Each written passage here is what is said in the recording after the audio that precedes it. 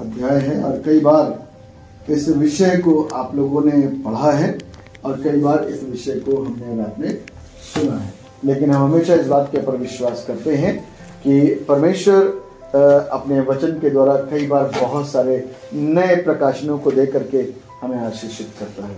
तो हो सकता है कि आज जो हमने सीखा है उससे कुछ और एक नया प्रकाशन हमको मिल सके और हम अपने ज्ञान कोश में, आत्मिक ज्ञान कोश में कुछ और चीज़ों को भी एड ऑन कर सकें ताकि हम दूसरों को भी उसके द्वारा शिक्षित कर सकें। तो बड़ा सुंदर सा विषय है, लिखा है धनी युवक और अनंत जीवन, है ना। किसके विषय में लिखा है? एक धनी व्यक्ति है और धनी व्यक्ति लिखा है और अनंत जीवन।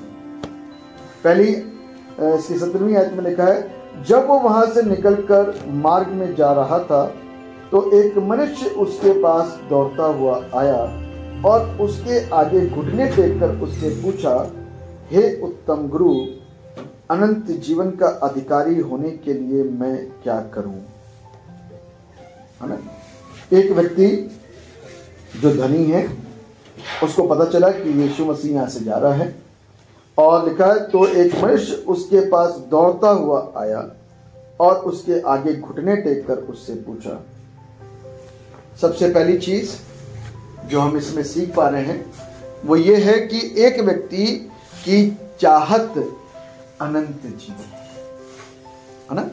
हमारी चाहत क्या है? सबसे पहली चीज होती है, हम लोग की प्रार्थना जब शुरू होती है ना तो हम अपनी चाहतों को रखते हैं उसके सामने कि प्रभु ये हो जाए, प्रभु ऐसा हो जाए, प्रभु ऐसा हो जाए। ये हमारी चाहत होती है ना। और इसने भी अपनी चाहत को रखा। सबसे महत्वपूर्ण बात ये कि अपनी चाहत को सही जगह पर जाकर के व्यक्त किया। सबसे मुख्य बात यह है कि आज हमको यह पता होना चाहिए कि अनंत जीवन पाने के लिए हम किसके पास जाएं, है ना। सबसे महत्वपूर्ण प्रश्न तो यही है कि हम सही जगह जा रहे हैं या नहीं।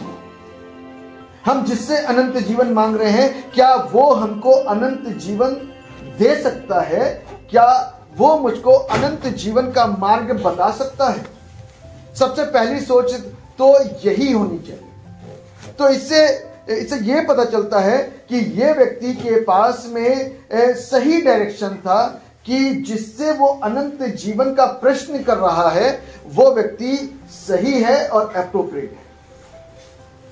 आज आपको मालूम है कि बहुत लोग यीशु मसीह को जानते हैं, लेकिन बहुत सारे लोग यीशु मसीह को नहीं भी जानते और उनको ये अंदेशा नहीं है कि वो अपनी जिंदगी में मोक्ष प्राप्त करने के लिए किसके पास जाएं, किसको ढूंढें, किसके द्वारा उनको मोक्ष मिल सकता है ना। बड़ी इंपॉर्टेंट सी बात है, क्योंकि मोक्ष की चाहत तो सभी की होती है, क्योंकि हर एक जन, हर एक धर्म, हर एक विश्वास के अंदर जब इंसान की मृत्यु हो जाती है उसकी मृत्यु उपरांत ये प्रयास और ये कोशिश होता है और हर एक समाज, हर एक धर्म, हर विश्वास उसकी आत्मा की शांति की प्रार्थना अवश्य करता है, शोक को व्यक्त करता है और आत्मा को मोक्ष मिल जाए उसके लिए शांति पाठ करवाता है, दुआएं करवाता है, वगैरह वगैरह।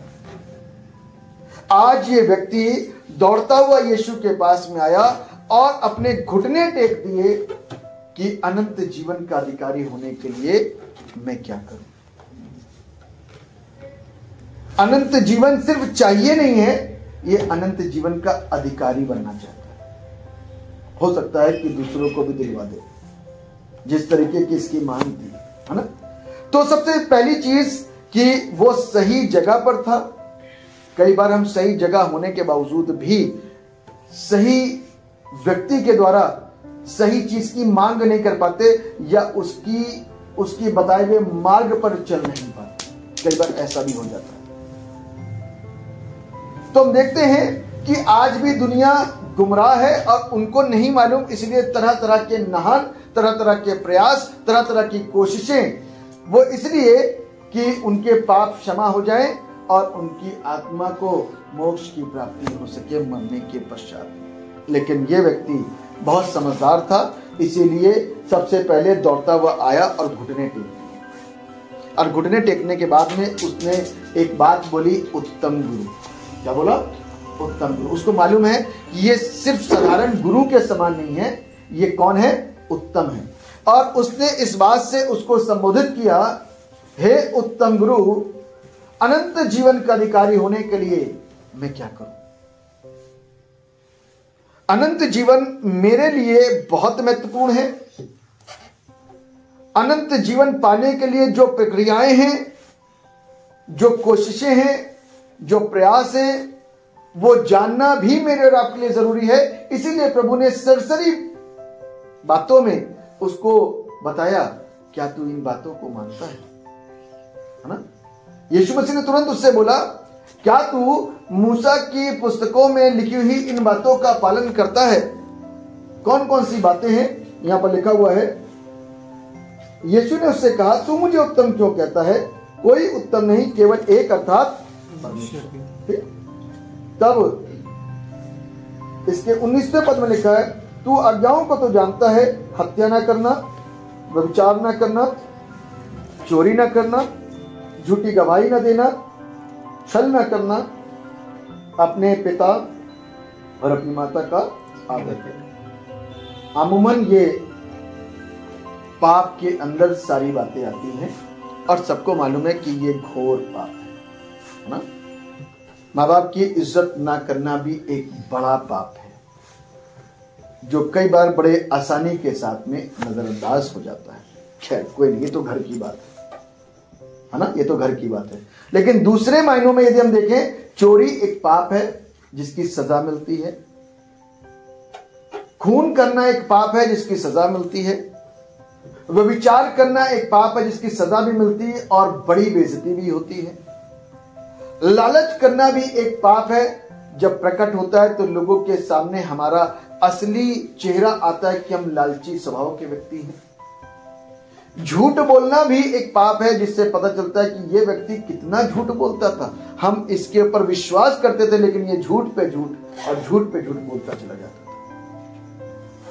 और लिखा है झूठी गवाही ना देना, और ये भी एक पाप है। लोग झूठी गवाहियां देते हैं, हाँ जी, नहीं भी है तो भी बोल देंगे कि हम हैं, और झूठी गवाहियां देते हैं। छल ना करना, हर वक्त मन के अंदर जो भी उत्पन्न होता है, बुराई होता है, वो छल है, धोखा है।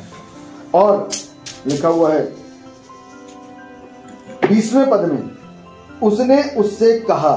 किसने किससे कहा? उस आदमी ने, उस नौजवान ने यीशु से कहा। अब क्या बोला?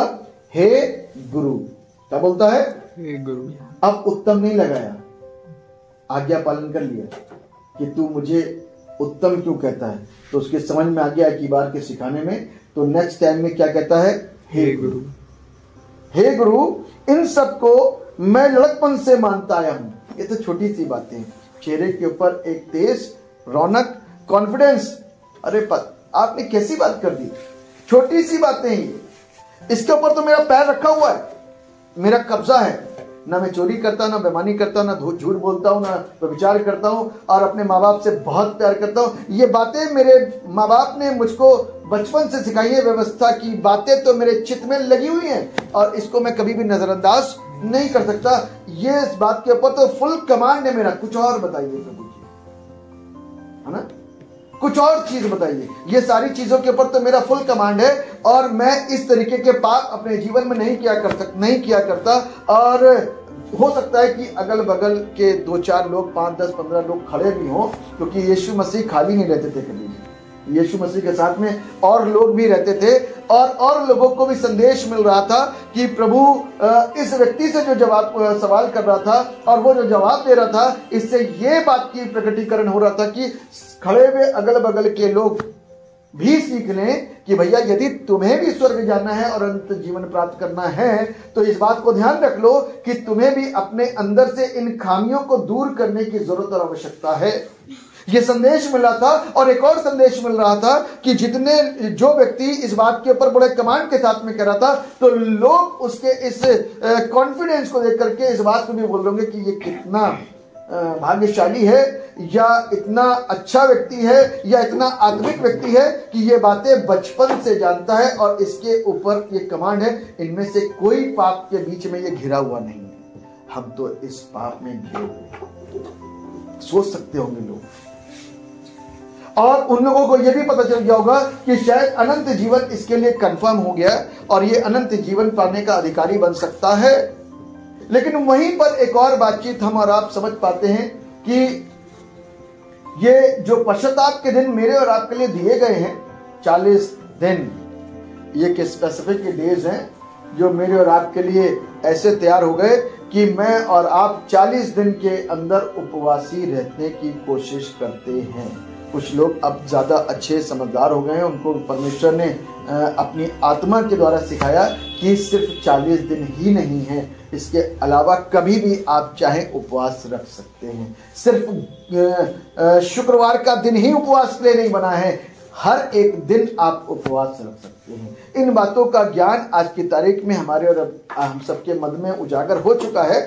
लेकिन जो चीजें मेरे और आपके लिए स्पेसिफिक हैं, तो बहुत सारे लोग 40 डेज की फास्टिंग को किया करते हैं और बहुत सारे लोग बगैर चूके 40 दिन उपवास रहते हैं और अपने आप को तैयार कर रहे हैं। यह भी एक बड़ी बात है। और इन चीजों के अंदर, इन उपवास काल के अंदर अपने इन गुनाहों के प्रति हम और आप अपनी आवाज को परमेश्वर के पास लेकर के जाते हैं और उससे दुआ करते हैं कि प्रभु मैं इस पाप का, इस गुनाह का गुलाम हूं, मुझे इस गुलामी से आजाद कर दीजिए। इसके लिए मैं उपवास में होकर के बैठ रहा हूं और आपसे दुआ करता हूं कि ये चीज मेरे कंट्रोल में नहीं है, लेकिन आप मुझे सामर्थ्य प्रदान करेंगे तो मैं अपने आप को नियंत्रित कर सकता हूं इस साधना को करने के द्वारा। उपवासी रहना एक साधना है ना।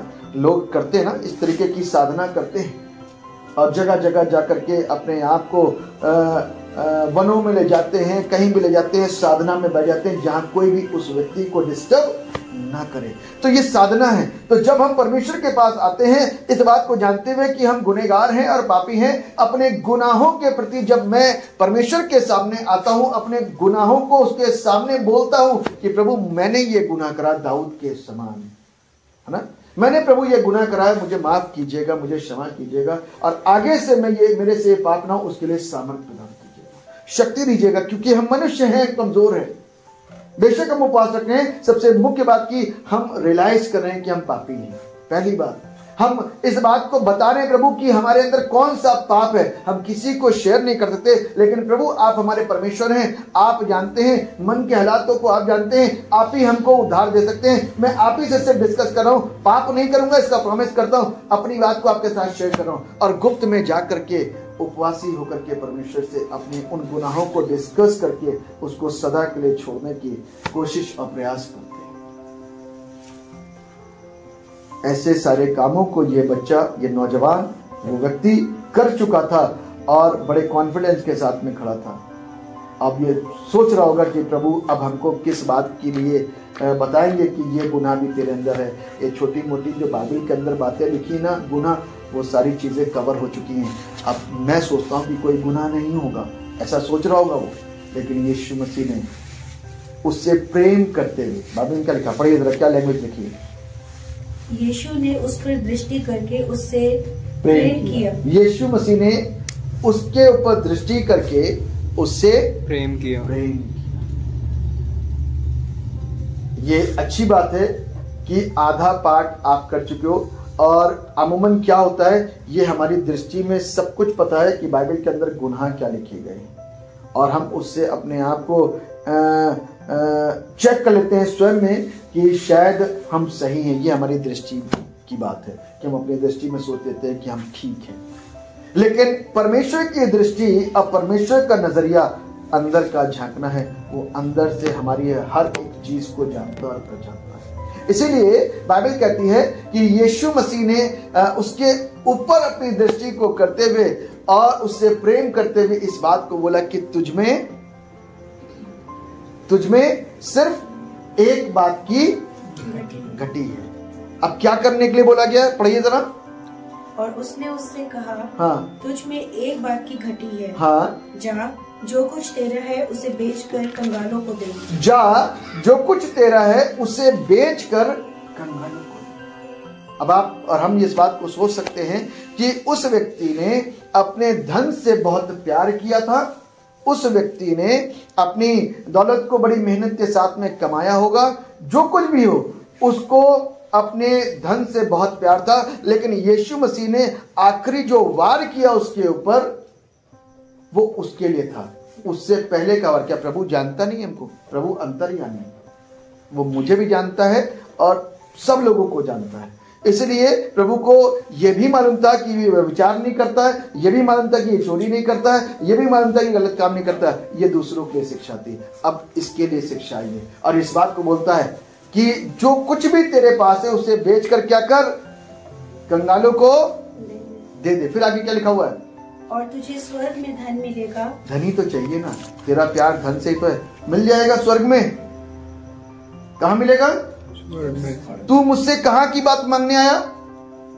लेने क्या आया प्रभु से? ये अनंत जीवन। कहां का है वो? तो धन में वही मिल जाएगा, चिंता मत कर। यही तो सिखा रहा है प्रभु। तू अनंत जीवन, पृथ्वी का बंदा होकर के स्वर्ग की बातें कर रहा है और उसकी मांग कर रहा है, उसका अधिकारी बनना चाहता है, तो एक काम करना, ये तेरा धन तुझे वहां मिल जाएगा, चिंता मत कर। चाहिए वाला धन हो, धन मिलेगा तुझे वहां पर। अब चूंकि उसका संसार के धन से बहुत प्यार था, वो वाले धन के विषय में वो शायद इतना ज्ञान ना रखता हो, इतनी नॉलेज ना हो, यदि है भी तो क्या कहते उसको वो अब तिरस्कृत करके वहां से जाने की कोशिश कर रहा है ना, उसको छोड़ करके वहां से किसी तरीके से जान बचा के निकलने की कोशिश कर रहा है। और बाइबल कहती है कि जब प्रभु ने ऐसा उससे बोला तो क्या हुआ? पढ़िए। चेहरे पे उदासी छा गई। चेहरे पे उदासी छा गई। अभी तक तो कॉन्फिडेंस के साथ बोला, प्रभु इन सारी बातों को तो लड़कपन से मानता है। ये कौन छोटी छोटी बातें मेरे बाप ने सिखाया, ट्रेन करा, बहुत मारा था, हर एक छोटी छोटी गलतियों में मारा था। और मेरे हाथों में बाइबल थमा दी थी, व्यवस्था की ये पुस्तक मेरे हाथों में थमा दी थी, और ये व्यवस्था की पुस्तक को मैं कभी भी अपने से अलग नहीं करा। मैंने सारी चीजों को कंठस्थ कर लिया, अच्छी तरीके से जानता हूं, बचपन से जानता हूं। लेकिन अब जो व्यवस्था प्रभु ने उसके सामने रखी कि बेटा तुम्हें इस बात की कमी है, तेरा धन तेरे लिए बहुत महत्वपूर्ण है, लेकिन मैं चाहता हूं कि तू अपने धन को बेच करके, जो कुछ भी तेरा उसको बेच करके कंगालों को दे। तेरे जैसे बहुत सारे लोग हैं जो कंगाल है, तू तो धनवान है, तूने आधा गेम तो जीत रखा है, पूरा गेम जीतने के लिए तुझे ये काम करने की जरूरत है। लेकिन वो उस समय वहां पर निराश हुआ, दुखी हुआ, उदास हुआ, और क्या हुआ? वहां से वापस शोक करता हुआ वहां से वापस दुखी हो गया। वो अनंत जीवन लेने आया था, उसको मिला नहीं, उसको अनंत जीवन नहीं मिला, अधूरा लौट गया। क्या क्या चीजें खो दी उसने? यीशु को खो दिया, वो उत्तम गुरु जिससे ज्ञान ले रहा था उसको भी खो दिया, उसकी शिक्षा को खो दिया, स्वर्ग को खो दिया, और अनंत जीवन को खो दिया। खोने का मतलब समझ गए ना? आप डायरेक्ट जब बात कर रहे हो उससे, यीशु से, जिसको आप उत्तम गुरु कह रहे हो, उसने जो आपसे बात रखी आपको मान लेनी चाहिए थी, क्योंकि आपकी दृष्टि में वो उत्तम गुरु है, वो बड़ा है, और वो आपको और हमको सही मार्ग सिखा रहा है। लेकिन उसने उस मार्ग को नहीं अपनाया, उसको तिरस्कार कर दिया। तो उसने यीशु को त्याग दिया, छोड़ दिया, अनंत जीवन उससे मिस हो गया, स्वर्ग उससे मिस हो गया। वो तो न्याय उसके लिए वहीं पर हो गया, क्योंकि वो अपने हाथों से छोड़ करके जा रहा है, उदास होकर के वापस लौटा, है ना, उदास होकर के वापस लौटा। अपने हाथों से उसने अपना न्याय करवा लिया परमेश्वर के सामने। जब वो बैठा ना, तो प्रभु ने इस बात को जब उससे बोला तो उसने अपना न्याय करवा। मेरे प्रियो, कई बार हम इस प्रकार की चीजों में ऐसे सुन्न हो जाते हैं, हमको पता ही नहीं चलता कि हम कुछ गुनाह भी कर जाते हैं। और धन को कमाना गुनाह नहीं है, लेकिन धन को परमेश्वर से ज्यादा प्रिय जानना ये गुनाह है।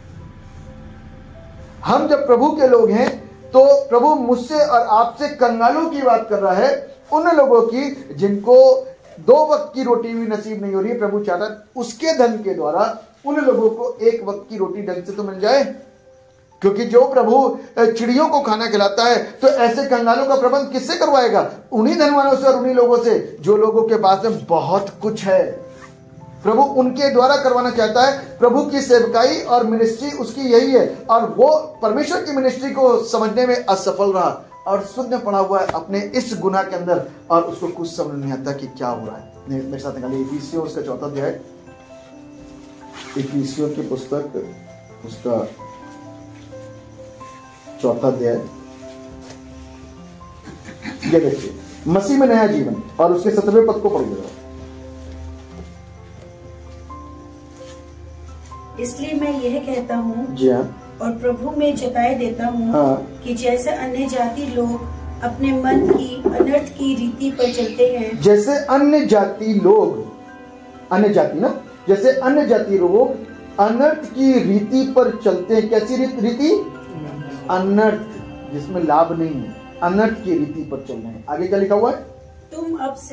तुम ऐसे फिर ऐसे ना चलो। ये किनको शिक्षा दे रहा है? ये इफिसुस की कलीसिया के लोगों को पौल सिखा रहा है कि तुम फिर ऐसे ना करो, क्योंकि मसीह में नया जीवन प्राप्त करने के बाद में हमारे सोच और विचारों के अंदर परिवर्तन आ जाना चाहिए। आगे क्या लिखा हुआ? क्योंकि उनकी बुद्धि हाँ। अंधेरी हो गई है, हाँ। और उस अज्ञानता के कारण हाँ। जो उसके मन में है, हाँ, जो उनमें है, और हाँ। उनके मन की कठोरता के कारण वे परमेश्वर के जीवन से अलग किए हुए किसके अलग जीवन से अलग हो गए? परमेश्वर के जीवन से अलग हो गए। अब जो बात आ रही है वो बड़ी महत्वपूर्ण और इम्पोर्टेंट बात है 19वें पद में। और वे सुन होकर हाँ, लुचपन में लग गए हैं, हाँ। कि सब प्रकार के गंदे काम लालसा से किया करें। और सुन होकर लुचपन में लग गए हैं, ताकि सब प्रकार के गंदे काम लालसा से किया करें। लालसा का मतलब समझ गए? इच्छा के साथ में लालसा है, हमारी इच्छा ही है। हर प्रकार के गंदे काम लालसा से किया करें। वो ऐसे सुन्न हो गए हैं। अब आप यहां से ऑपरेशन करते समय कुछ भी कर लीजिए, उसको पता नहीं चलेगा, क्योंकि सुन्न हो गए, है ना। आज हम और आप कई बार ऐसे सुन्न हो गए हैं, और ऐसे काम कई बार हमसे हो जा रहे हैं, जान करके या अनजाने में, जिसके विषय में आज अभी भी हम शिक्षित नहीं हैं। उसके लिए हमको और आपको ज्ञान अर्जित करने की जरूरत है। इसलिए बाइबल में कहता है कि मसीह में नया जीवन जो है ना, इतनी आसानी से नहीं मिलता। नए जीवन के लिए मशक्कत करनी पड़ती है, मेहनत करनी पड़ती है। निकोदेमस नया जीवन की खोज करने के लिए किसके पास पहुंच गया था? यीशु मसीह के पास पहुंच गया था। कहता, मुझे मालूम है यदि तेरे साथ परमेश्वर ना हो तो जो तू चमत्कार करता ना, कर नहीं सकता। अभी एक व्यक्ति से मेरी मुलाकात हुई 3-4 दिन पहले, और लोगों को यह भी नहीं पता, इसमें लिखा ना, यदि तेरे साथ परमेश्वर ना हो, यूहन्ना 3 उसके पहले बस सही जिक्र है इसका। उसमें लिखा ना, यदि तेरे साथ परमेश्वर ना हो। सबसे अच्छी बात कि निकोदेमस को यह मालूम था कि परमेश्वर है, देयर इज अ गॉड। लेकिन बहुत सारे ऐसे हैं, देयर आर मेनी, जिनसे मेरी 4-5 दिन पहले बातचीत हो रही थी, और उनका कहना था देयर इज नो गॉड। उनका कहना था science is everything, cosmic energy है, उसी से सब चीजें हो रही हैं। ये लोगों का भ्रम है कि ऊपर कोई ईश्वर है। मैंने कहा बाइबल के अंदर लिखा, मानो भजन संहिता 14 के अंदर, कि मूर्ख ने कहा कि परमेश्वर है ही नहीं। बाइबल में लिखा हुआ है, उसके पहले पद में, भजन 14 के पहले पद के अंदर लिखा है, मूर्ख ने कहा कि परमेश्वर है ही नहीं। यदि आप लोगों में से किसी को मिल गया, गलती ना हो तो पढ़ दीजिए भजन 14। ये मूर्ख ने अपने मन में कहा है, मूर्ख ने अपने मन में कहा है, कोई परमेश्वर है ही नहीं। कोई परमेश्वर है ही नहीं। कॉस्मिक एनर्जी है, साइंस है सब कुछ। तो साइंस यदि सब कुछ है, तो आपने साइंस से डिस्कस नहीं करा कि हम मरते क्यों हैं, बच क्यों नहीं जाते? साइंस से ये हम लोग ने डिस्कस क्यों नहीं करा सारी चीजें? बहुत कुछ चीजें मैंने प्रश्न करे उनके ऊपर। वो इतने इस पूरे देहरादून के एक अच्छे अधिकारियों में संघ के बड़े नेता हैं, और दिल्ली में बीजेपी को जिताने का हाथ उनका था। लेकिन मैं इस शिक्षा को लेकर के उनके साथ खड़ा गया, देयर इज अ गॉड। मिट्टी से बना हुआ इंसान और मिट्टी में मिलता है। चीजें सुननी पड़ी उनको और सीखनी पड़ी। तो इसलिए मेरा वहां का ध्यान नहीं ले जाना चाहता हूं। मैं इस बात को बताना चाहता हूं कि जब हम प्रभु में है ना, तो हमको इस बात को सीखने की जरूरत है। निकोदेमस जैसा व्यक्ति जो यहूदियों का सरदार था, वो इस बात को कहता है कि यदि परमेश्वर तेरे साथ ना हो तो जो तू करता है कर नहीं सकता। आज लोगों को यह पता है कि परमेश्वर के पास में वो ताकत है, और जो परमेश्वर करता है वो सुपरनेचुरल। आमीन।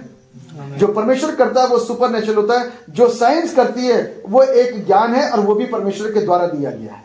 ठीक है ना, वो भी परमेश्वर के द्वारा दिया गया है। और एक समय में ऐसा आता है, वही साइंस और वही साइंस के पढ़ाने वाले और वही साइंस का पालन करने वाले लोग कहते हैं अब तो उससे ईश्वर से प्रार्थना करेंगे।